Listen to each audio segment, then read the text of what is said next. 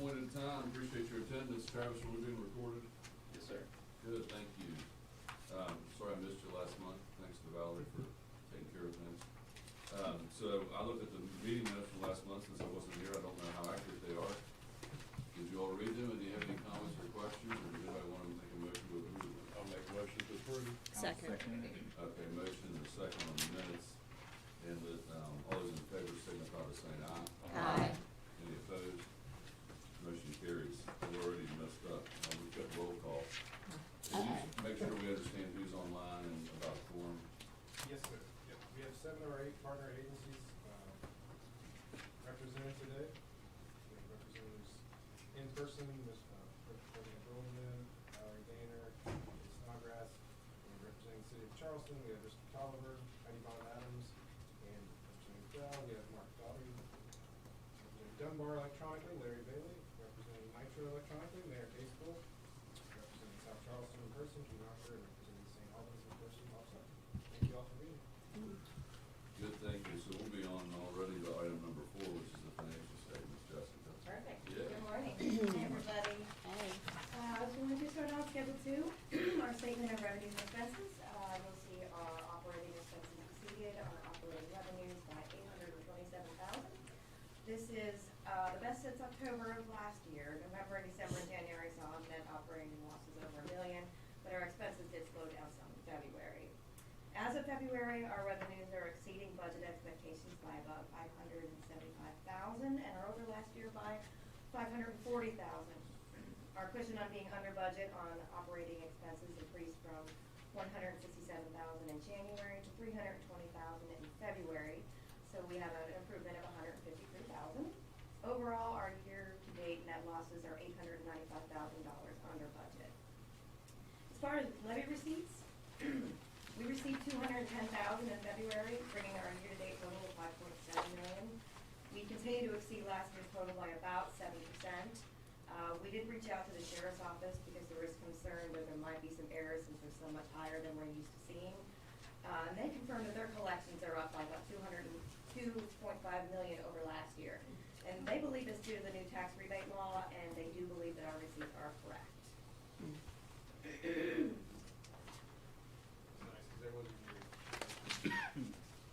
of claw back some of those Yeah, we got to ask, I'm not sure who would have been here at the time, but we had to repay up to $500,000. And we had to stage it over several months because we didn't have the funds to do it.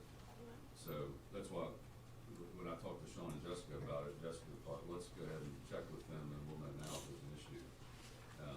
Because even with the new law about the personal property tax, I mean, those taxes have to be collected at some point, so I'm not sure if it's just a timing issue and we're gonna see everybody that paid in January because that was how, well, the law got changed, but it'll all balance out in the year or not. But at least we've made an effort to go and ask. I should know this, but I'm gonna ask you this question anyway. On the short-term and long-term investment, what's the distinction of each of those categories? I mean, what source of, will we change the investment portfolio and So the short term, I'm sorry to interrupt. The short term is on a reserve fund. So we get the dividends on that one. That one is kind of a money market account. We get probably around 5% on that. The long-term investment is the 1.6 or 1.7 million that we have in the, that we started the new account this year. That's that one.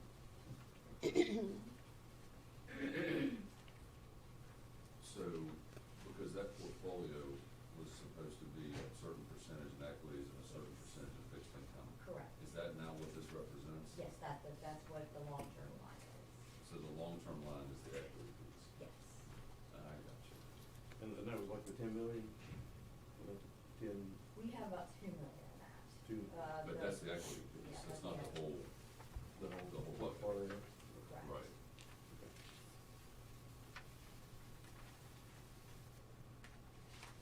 Okay, I'm glad I asked, because I did not realize that was, how that was laid out. Does anybody else have questions? Oh yeah, Sean's pointing out that, I can't recall when we did the original investment committee group, but we're gonna reconvene in April. The original commitment was 6 months, I think we're pretty close to that. We've also come through a pretty hot period of the stock market, so we don't get excited that this is a long-term expectation because I don't know that it is, but we're gonna take the time to look at that and make sure we're comfortable. We'll have the folks in from Truist to give us some feedback about what their expectations are. So I don't know if we picked a date, but I know Jay and Valerie are gonna be here for that. Yeah. And there's the fourth person. Heidi? Heidi did, yeah, that's what I Yeah, thought. yeah, we'll send out an invitation if anyone, any other board members want to attend that. Right now, the dates are the first week of April, we're looking at Wednesday or Thursday. But once we have that down with the committee members, I'll send out an invite to all board members to attend in person or virtually for that. Yeah, we would love different perspectives on that because it's a pretty important piece of decisions that we've made. So those financial statements will be part of the meeting minutes for future reference, and then we'll move along to old business, which is the third on the insurance report, some exciting events. In the month of February, we had 3 new open claims. If you look, we had a passenger's foot got caught on a ramp. We had a mirror incident and another incident on the 4th where we hit a couple of vehicles and a fence. Ooh. So that's the insurance report. You know, there's 2 noteworthy incidents in March. Do you wanna just discuss those if you can? Sure. You probably saw in the news on one, we got in an accident on 119. No injuries, so that was good. We're still working through that one. And then another one a couple of days later on Elk River Road up near Elkview where a person pulled out in front of our bus and our driver did an amazing job getting through that accident and but did go off the road, hit a pole and sunk the bus into the side of the road. So we're still working through that one. I can't really tell you about the injuries there. Still working through it. How many people were on the bus? You know? 6 on the Elkview one, 1 on the 119 one, Plus the drivers. plus the drivers. Both new buses. The one in Elk River was a 23 series, so yes. The one on 119 was a 19. Totally. 2019. So still working through these claims. That's the report. And then it looks like we'll have Jacob on the CAT operations. So operations report number 1 there, we saw a slight increase in our total ridership at 1.87% from last year. The other metrics, the on-time performance, passengers per hour, all stayed consistent as previous months. Down at the bottom there under receipts, the SOAR receipts, we had the biggest month this year, 151,000. And then to the right there with the transit app, it continues to keep growing, the numbers do, with the number of rides per month being 3,300. We saw a little decrease in the number of downloads, but I think that was to be expected after the initial wave, people downloading the app. But the sessions per user increased there with 53 was the average time the person used it each month. What does sessions mean? Like how many times they pulled the app up to use it, to plan their trip or to pay for their fare. So this would be if I'm at home and I'm trying to decide what time I wanna leave, that's a session, and I close it and I go and I scan my thing, that's a session. Mm-hmm. What's the difference between rides and go trips? Go trips are when you click that go and it tracks start to finish when you need to leave. Correct. It's like on Google Maps when you plan your trip and hit go, it gives you step-by-step directions to get to your destination. So that would mean that 2,000 of the 3,300 rides use that go trip option? Yeah.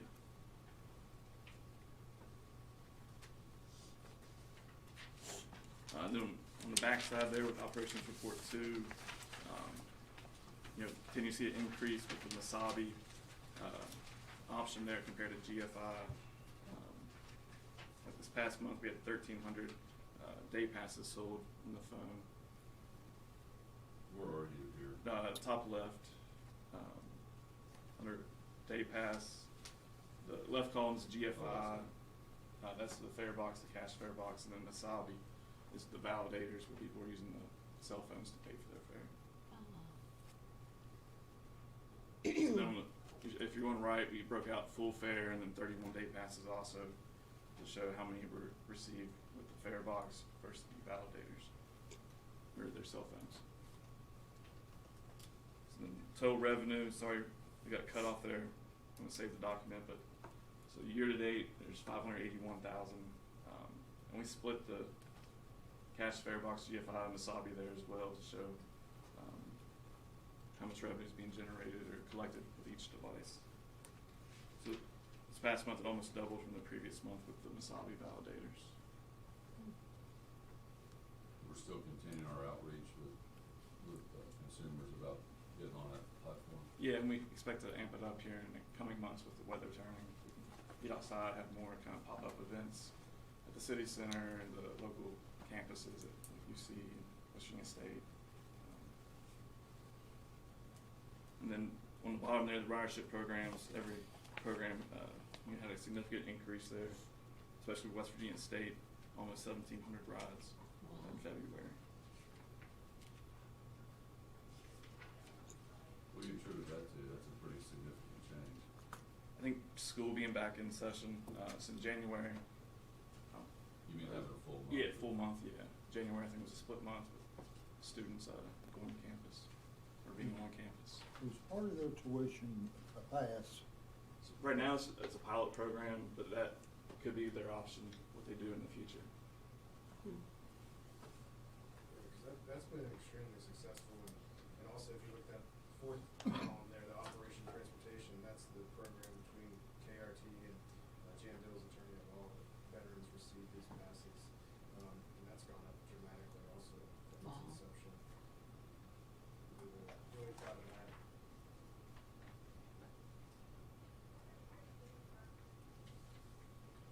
How does that VA program work? Does she pay, just as a veteran comes on, they reimburse, or is there a flat fee that Jan Deals pays out? There's a flat fee for each ride. At the end of the month, we invoice them for the number of rides. Okay. So it's low ridership, or just, they're on billed for what the ridership is? Correct. Okay. That's good. What do you want to point out here?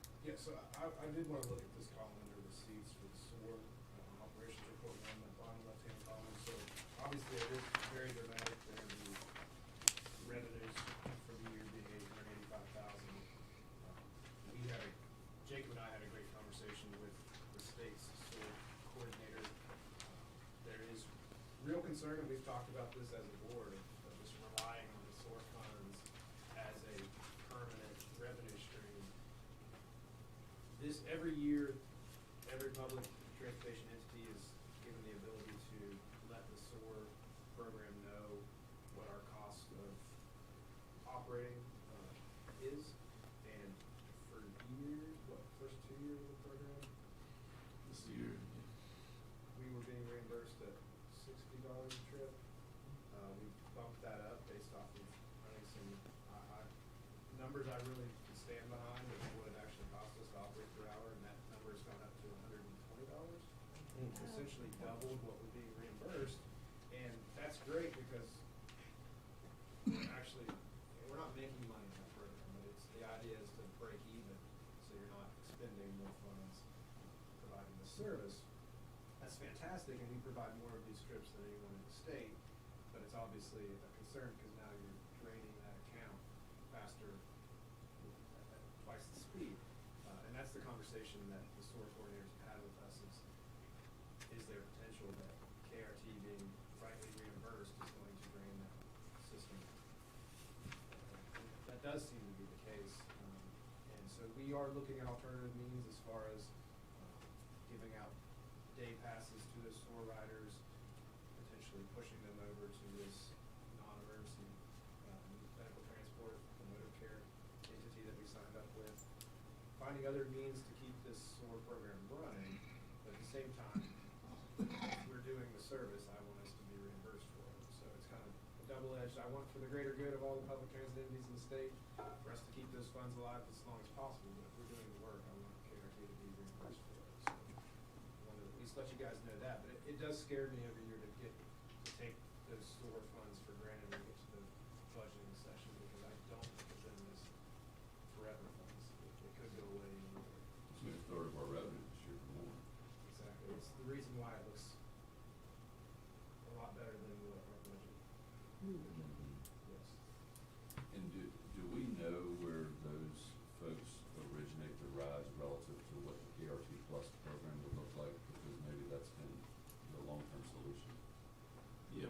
software, we can pull up their pickup locations.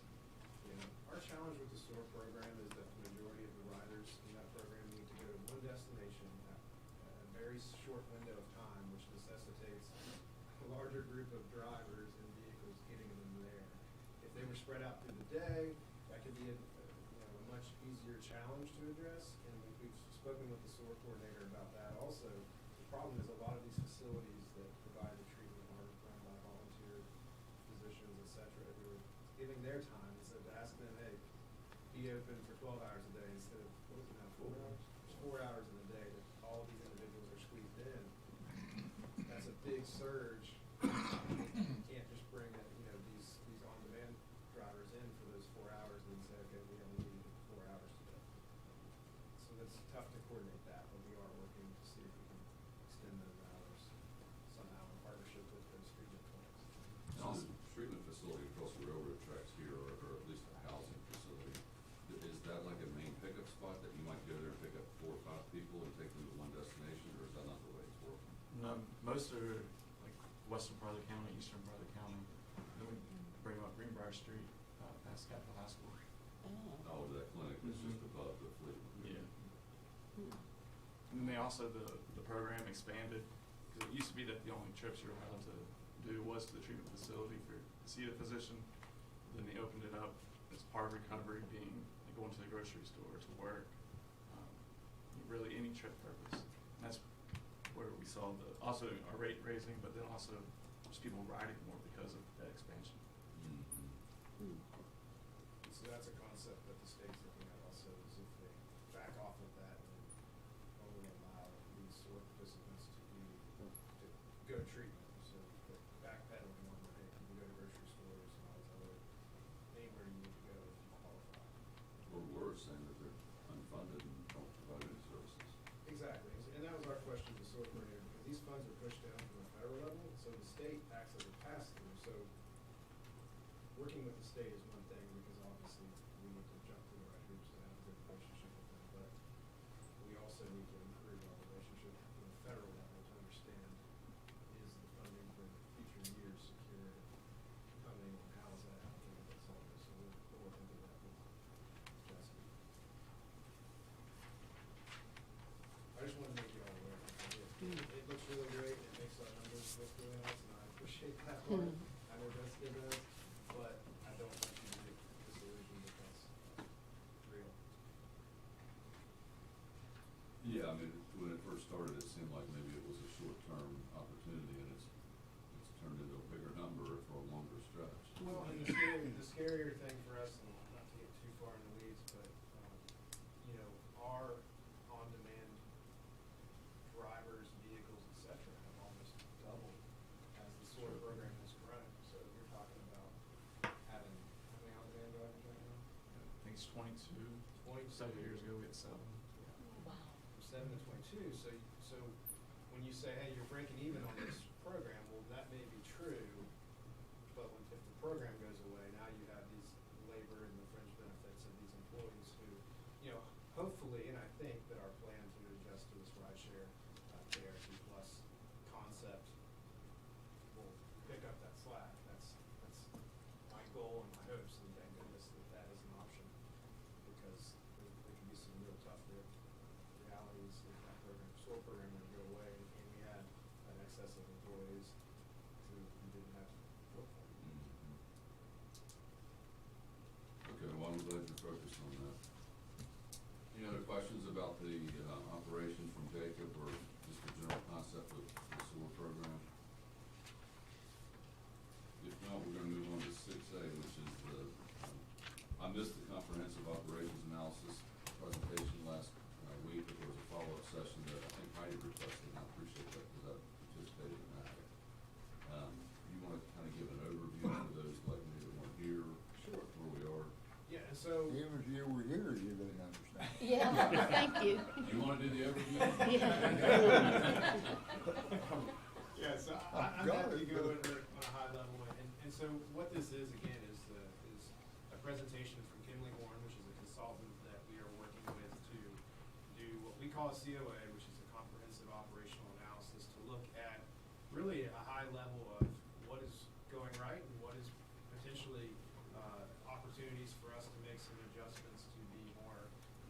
fiscally responsible and to make better use of the limited amount of funds that we have to perform our services.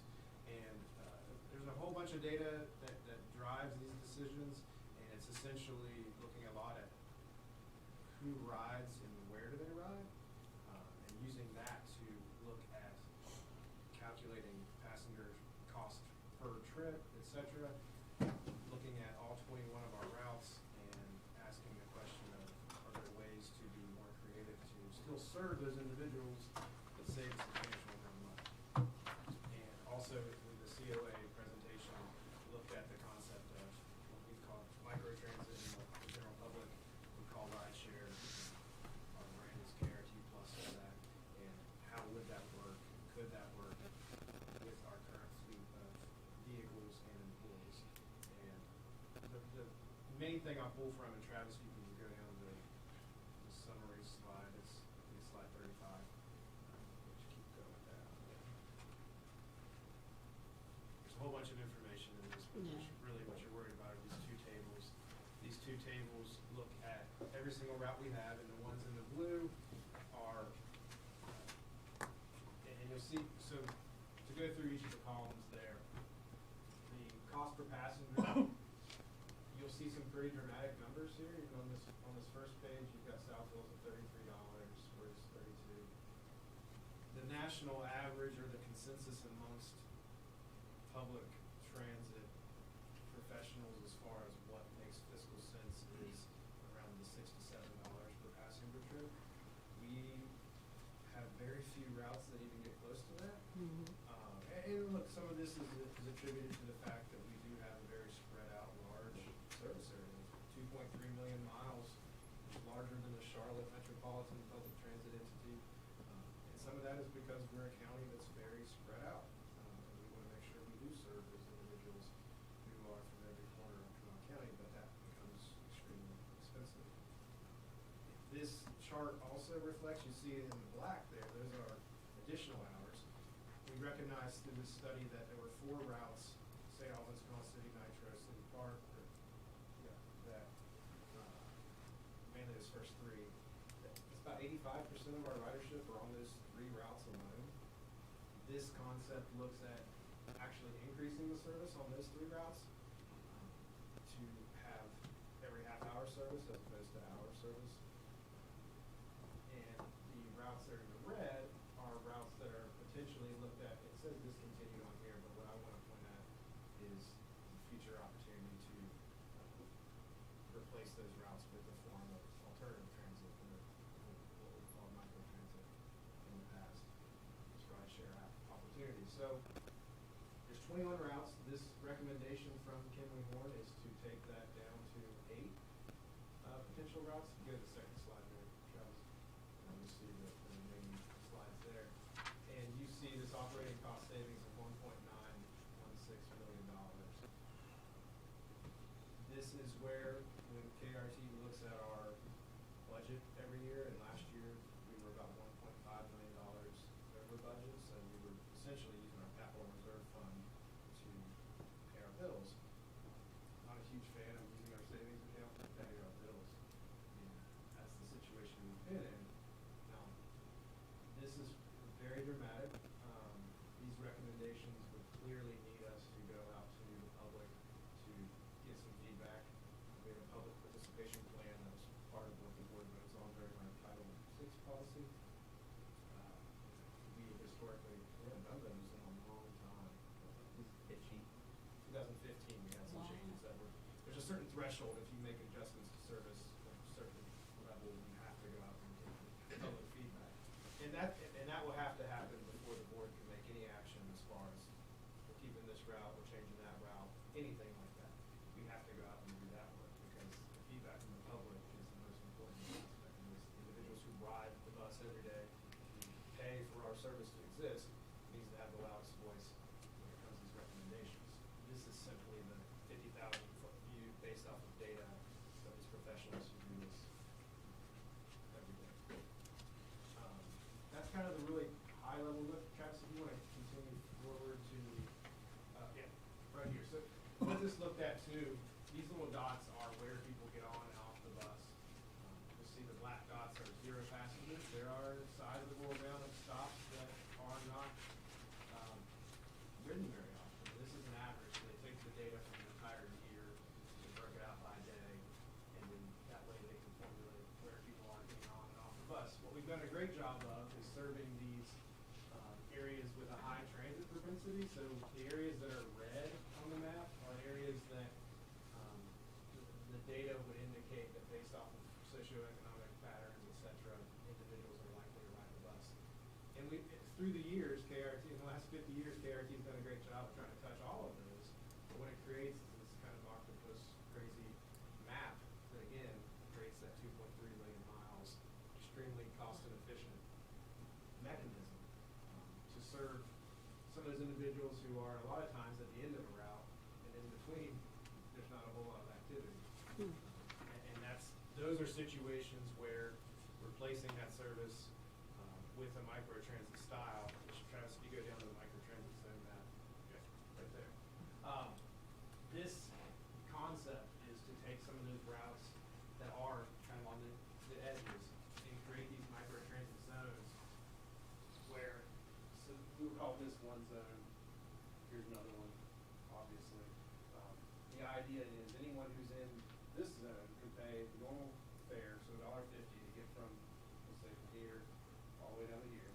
If they want to pay $1.50, they can also go from this zone down to one of these transfer stations. So by strategically placing transit stations across our service area, that way when we pick up or drop off people, they're going to be more likely to be centrally located, and it'll be easier for our scheduling system to have drivers in those locations. So you pay the same $1.50 to get down here. Now, what we've talked about long term also, maybe I'm in Elkview and I want to get to wherever, South Charleston. If you want to go directly from your house to someone else's house or wherever you want to go, A to B, door to door, then at that point you're not paying the $1.50, you're paying something based off of mileage, which then helps us get some of that cost back of that furniture. So it's kind of a high level, and these zones haven't been carved out in more detail than what you're seeing here. But the next steps for the microtransit is to actually look at the routes, which are kind of underlaid here, and draw the actual zones that would then coordinate with those specific routes. Turn on the microtransit, see how that performs, and then if it can replace the routes, potentially go that way based off the public feedback and the board's desire to make those changes. But the nice thing about this microtransit concept, Travis, go down to estimated microtransit costs. One more slide, sorry. Yeah, right here. The current data shows, so we have on-demand drivers who do a fantastic job of getting individuals through the CAP program to and from wherever they're going. But there's also a substantial amount of downtime at points where they could be doing another trip, but our scheduling, we only go to the places when people need us, right? If there's not a trip, next trip, then we don't necessarily jump to that. Kinley Horn has suggested that we could actually perform a lot of these services with the existing fleet of employees and vehicles. Actually, by consistently having those drivers going around and picking up people, looking at saving up to $274,000 a year performing those operations. And so that's interesting to us. I'm optimistic that the demand could actually exceed that. And again, that's where those current operators who are working so much on steel, et cetera, could jump over and help with the microtransit concept. But so again, two things essentially is what this whole presentation is looking at.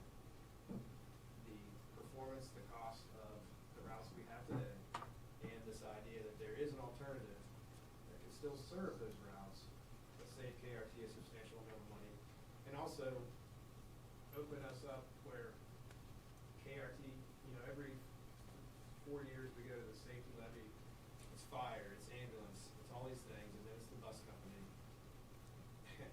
And people who ride the bus, and there's people who vote for the safety levy because they appreciate what the bus does. Everyone in Kanawha County pays that levy. I want more people in Kanawha County to have experience riding on a KRT vehicle. They may never ride the bus, but they may take a KRT plus vehicle home from a sporting event, from a concert, from a restaurant, etc. That's an opportunity for us to be more sustainable in future years. When the safety levy pops up and they don't think, oh, that's just the bus company, I'm never gonna ride the bus. Well, maybe it comes to the point that in 3 years when the safety levy's up, people are used to saying, hey, I'm gonna get a KRT. Just like we say, I'm gonna get a new group today. And it actually works because we have amazing operators who are doing this, who are receiving those benefits, who are getting paid well, and drug tested, background check, it's on camera. So much safer than what people currently just like flip a coin and hope an Uber driver is gonna get them to and from, or be available. We're gonna say, hey, we're gonna be available because we are a public transit system, and we're gonna do it well. So that's kind of a high level there, and again, these recommendations are from Kinley Warren, and are based off of this data. Any of these changes would require us to go out and hold a substantial amount of public hearings to get feedback, present that back to the board before any changes could potentially be made. So if I understand this correctly, if you took all of their changes into account, there'd be a savings of 1.9, and there'd be a savings of just 275,000. Yes.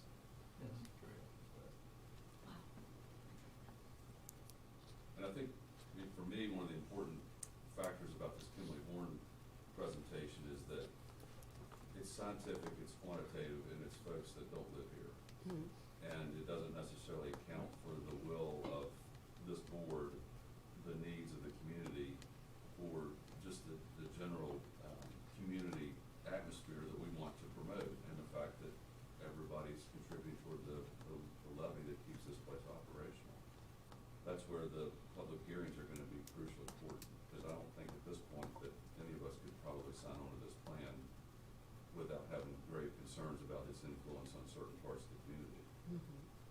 But do we not do anything and then we end up running operations into the ground? There's not enough funding to keep it going forever. It's definitely a balance. So, anybody else have any comments from the presentation last week that were here or today? The board's asking us right now to be put in a position to start the next step. I mean, there's been kind of behind the scenes conversations with stakeholders, but the public's not necessarily aware of what this looks like. And it's gonna be shocking to some people when they find out that they, you know, if I'm the one person that's in the Campbell Street needing that bus, I'm gonna be shocked when I hear that I'm not gonna be able to do that. I have a question. Yes, ma'am. If you are at the end of Campbell Creek and it's outside of that highlighted zone, what would be the fare?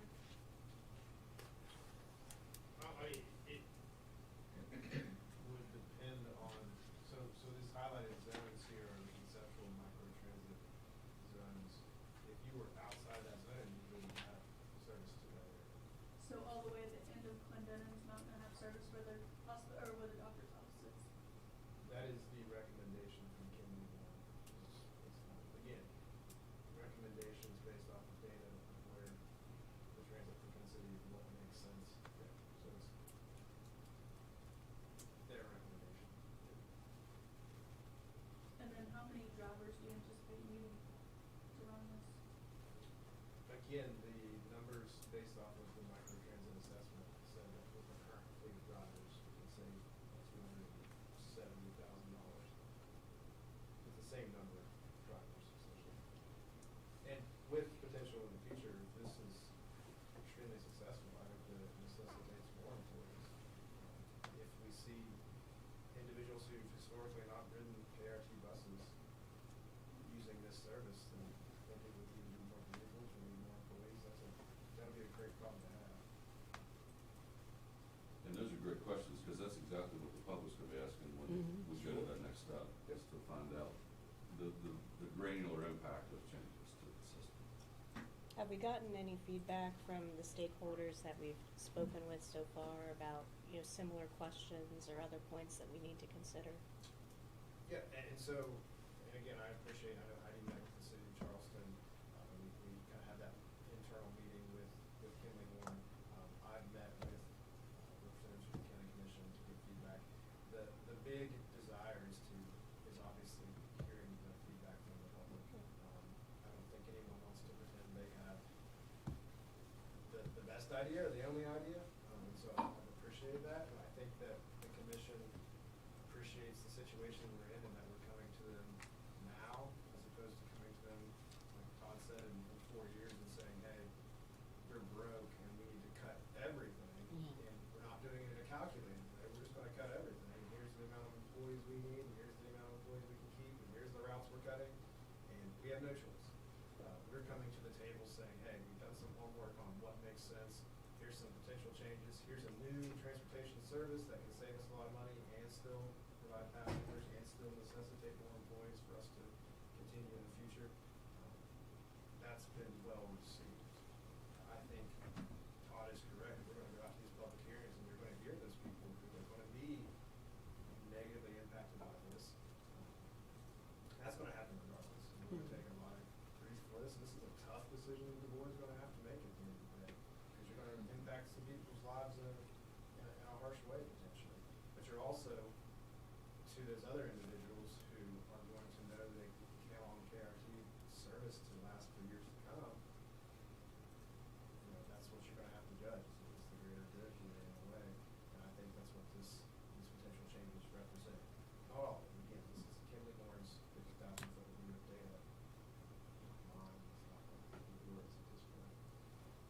And I think Valerie, I don't wanna speak for some of the other piece, was we need to do a test run in areas that we can. Yeah. That would be, so tell us about that Sure. concept. Yeah, and so when I did speak with county commissioners, the one thing that was, I think this concept of ride sharing and KRT Plus and the idea of, hey, get on an app and request a ride is really interesting and people get it. I think Uber and Lyft have been around long enough that people understand the concept, but the idea of KRT performing that is rather new to me. The neat thing for us is that behind the scenes, our paratransit service has been operating on this system since Or the scheduling software? That's a lot. They can just lie to you. 2 years.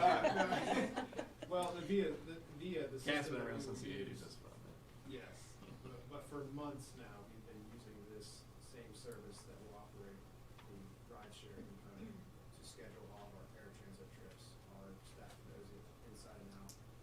And our drivers, our on-demand drivers are familiar with the process, so that won't change at all, which is really nice. But the commission did suggest, and I think it's a great idea, to start some pilot programs where you look at a couple of those routes that we say, hey, we're really cost inefficient.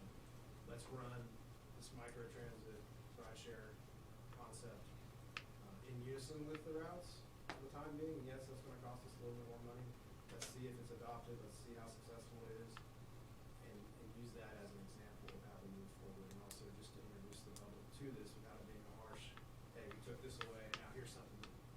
It's a, hey, still ride the bus, here's a new idea, you wanna ride on your schedule instead of ours. We'll get into this app and ride that way. So I think that's a great suggestion also. Well, we gotta be confident that what we're gonna do is gonna work. Exactly. I mean, you always have out-of-town consultants that have great ideas, and then we're left to implement them, and they may or not work the way that they anticipated. So, from talking to Sean, I think that there's two things that he's asking for us to consider right now. One is the authority to have public hearings to the extent that we need to provide you with that authority. And secondly is to commence with a pilot program that would allow the authority to have, choose an area that would be run concurrently with the existing system. The system would not be changed, so that we can test how that's gonna work. I mean, everything from the consumer side of it, from the driver side of it, and operations side of it, to see how it's gonna work in the future. Do you need a motion there, or can you just do it, Grace, this is, it sounds administrative to me, in operations. I mean, we're required by federal law under Title VI to hold public comment hearings when there's anything that can impact minority populations, including low-income persons, so we have to do one. As for the pilot program, like. Okay. Let me just mention that, does the board actually need to take action to have us go do those public It's already, hearings?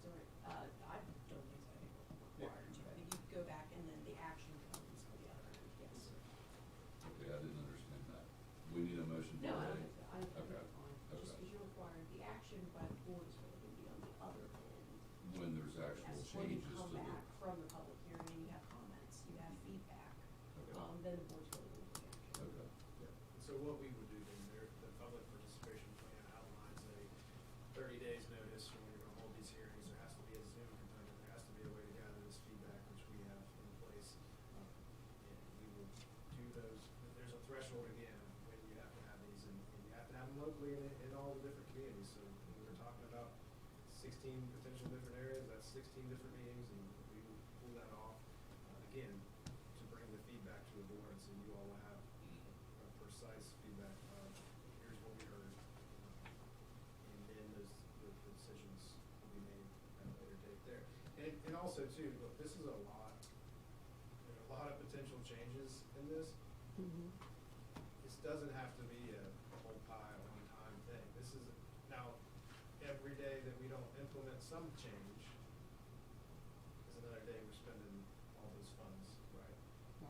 But I think being calculated, I think taking all that feedback into account and making sure we're confident in the decisions we make is more important than just being hasty and changing everything. There's gonna be some of these routes that make way more sense when I look at $30-some a person getting on there, and I think I can take a van up and pick them up confidently. I think we can do that. Those will be the ones that are much easier, I believe, I won't speak for the board, but easier decisions to make. But there will be tough ones that are harder to figure out. And that's where running those pilot programs at the same time to see if they work in those specific areas. So speaking of timeline, what is it? Yeah, so we need to start after today, with just the consensus of the board, not action being taken, but just allowing us to start scheduling these public hearings. We need to start scheduling them ASAP. Are implementing a implementing a zone on this system based off of these maps.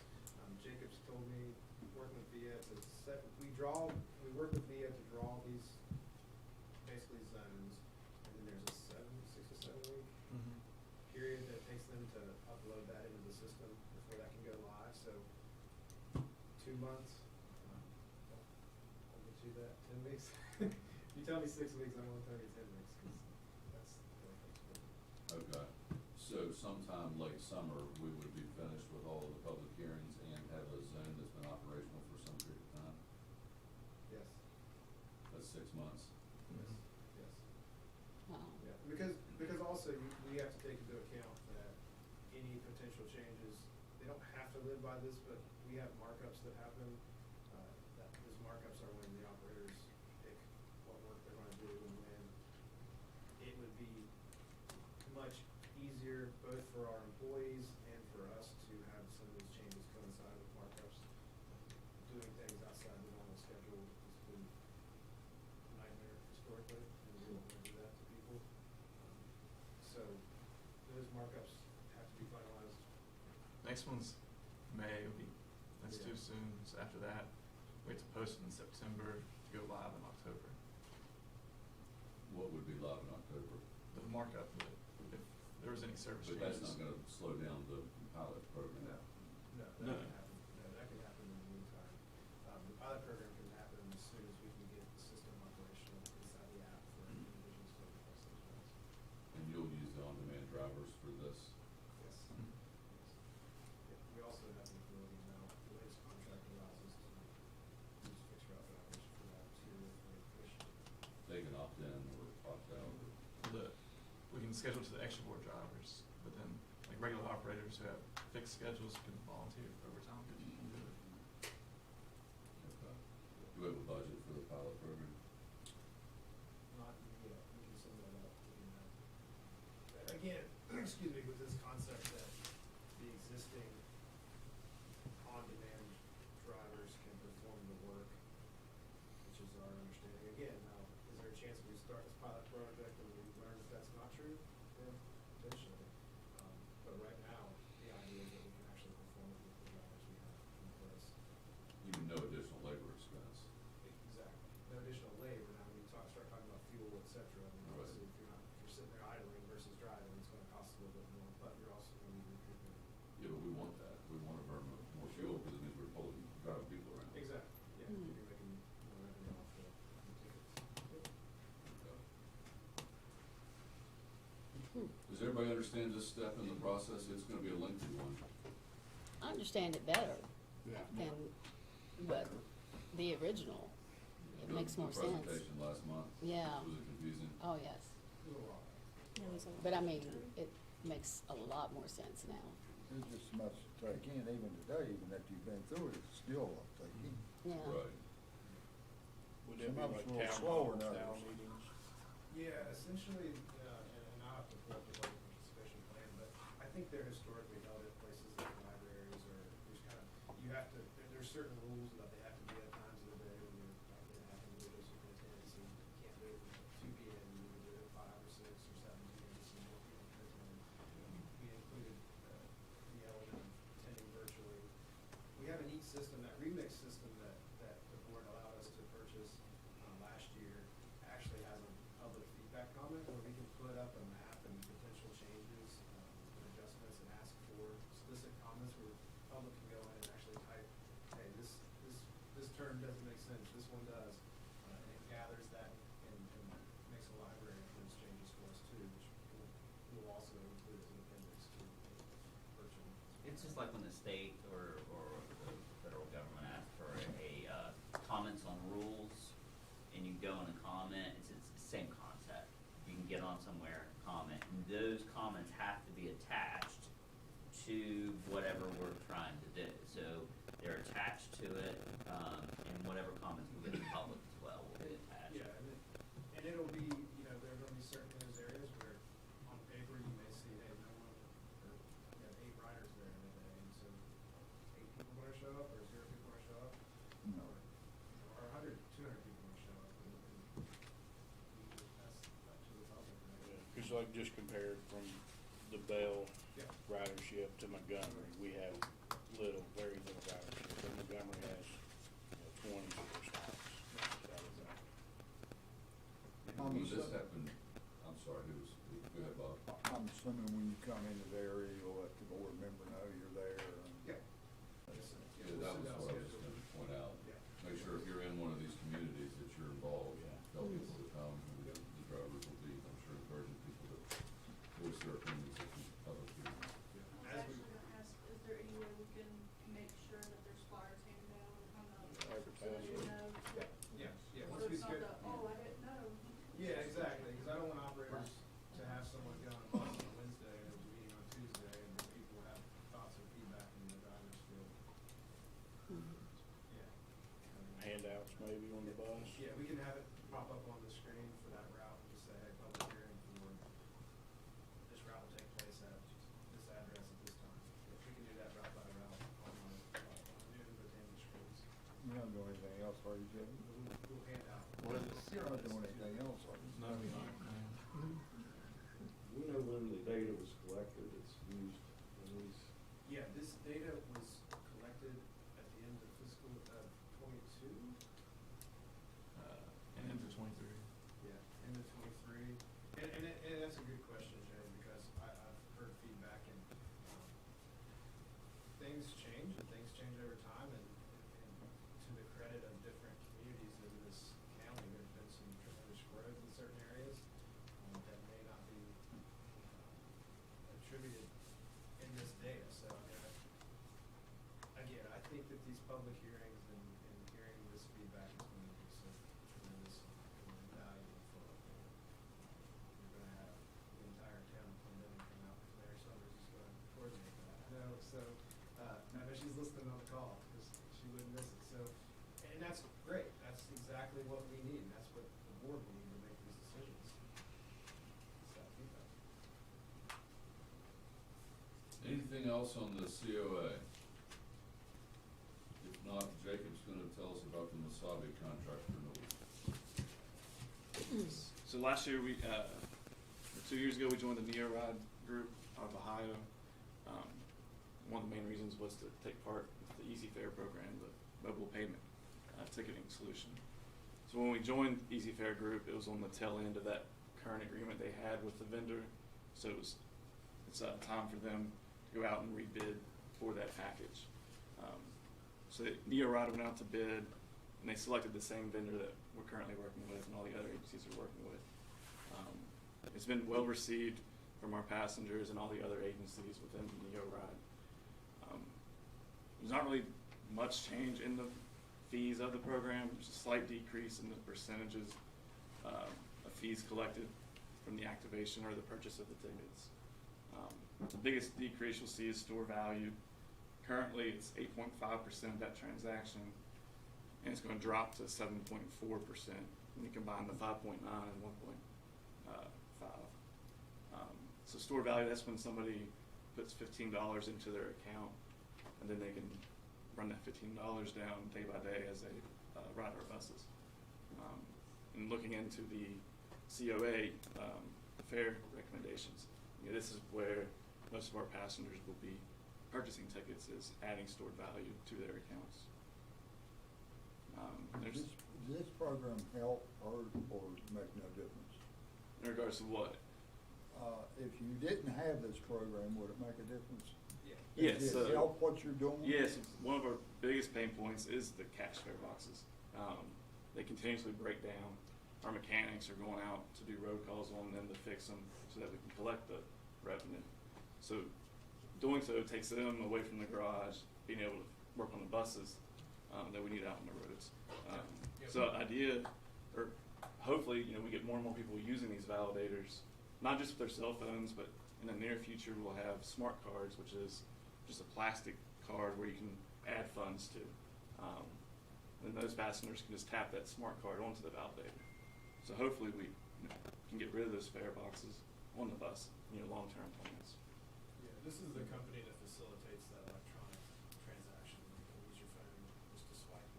And we started with that, and they're installed on the buses now. It seems to be working really well. What you're seeing here is a reflection of being a part of that NeoRide consortium.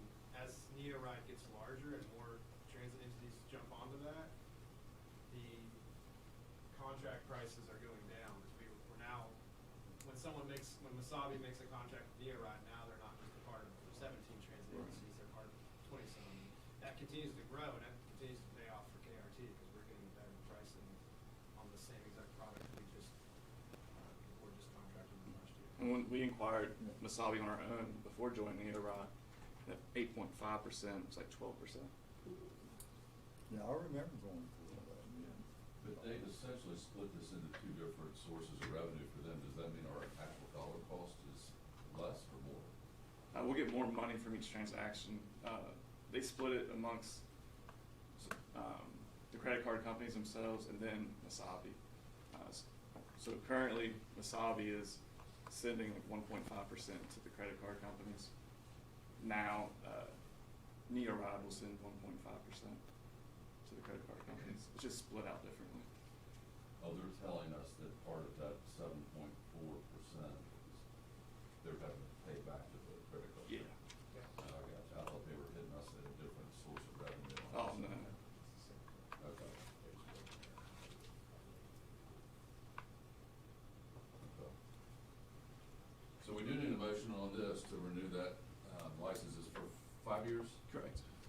I'll make a motion to renew the license for 5 years. Wasabi? Masabi. I'll second.